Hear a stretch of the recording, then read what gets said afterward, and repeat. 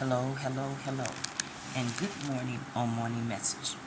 Today we're going to talk about you shall not sacrifice to the Lord your God a bull, a sheep, or any blemish or defect, for that is abomination to the Lord your God. If there is found among you within any of your gates, which the Lord your God gives you, a man or woman who has been wicked in the sight of the Lord your God, and transgressing his covenant, who has gone and served other gods and worshipped them, either the sun or the moon or any host of heaven, which I have not commanded, and it is told you, you shall hear of it, then you shall inquire diligently, and if it is true and certain that such abomination has been committed in Israel, then you shall bring out the gates that man or that woman who has committed that wicked thing, and you shall stone him to death. So what God has said, it is an abomination and a wicked thing to serve other gods, because he had told the children of Israel, thou shalt not have or serve any other gods other than he. He's very adamant about that. And so it became a wicked thing. And because it became a wicked thing, God said that the wickedness that was committed, they would have to stone them to death because of this wicked thing of serving other gods. Now, mind you, that Jesus is coming, and because he's coming, you don't stop the workings of the Lord. You continue in the workings of the Lord until he returns. Occupy until he returns. Don't stop what you're doing. Continue in until he comes. And it says, then you shall bring out your gates the man or the woman who has committed that wicked thing, and you shall stone up that man or that woman to death. Whoever is deserving of death shall be put to death on the testimony of 2 or 3 witnesses, who shall be put to death on the testimony of, shall not be put to death on the testimony of one witness. And the hand of the witness shall be first put against him to death, and afterward the hands of the people. So shall he put away the evil from among them. So he said it's evil to serve other gods and to worship them, and you say you serve him. That's an evil thing, and he said they shall surely be put to death. Okay, let's skip over to you shall do according to the sentence which was pronounced upon you, that place which the Lord chooses, and you shall be careful to do according to all that they do order you.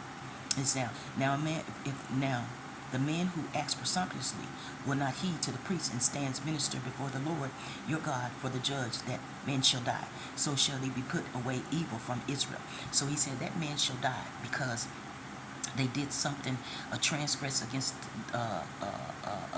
God by serving other gods, and then they wouldn't listen to the priest who was telling them about their behavior and about the evil that they had did to try to serve other gods, while try to saying they're serving God. When you serve God, you serve him with your whole heart, mind, body, and soul, and he's the only one that you truly serve and worship.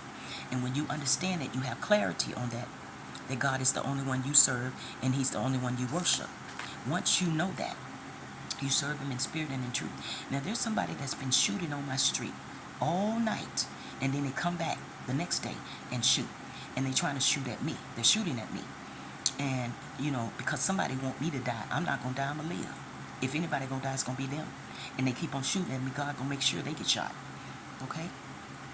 And it says, when you come into the land which the Lord your God is giving you, possess it and dwell in it, and say, I will set a king over me. You shall surely set a king over whom the Lord your God chooses. And it has to be whom the Lord God chooses for you, that king to set over you, whom the Lord God chooses for you. For one among you from your brothers you shall set as a king over you. You may not set a foreigner over you who is not your brother, but you shall, but he shall not multiply horses for himself, nor cause the people to return to Egypt to multiply horses.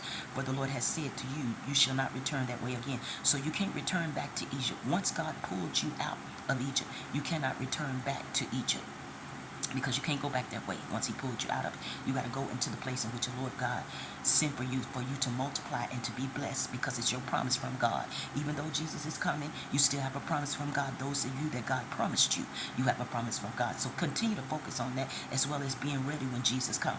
And it said, neither shall you multiply the wise for himself, lest he turn away from, nor shall he greatly multiply silver or gold for himself.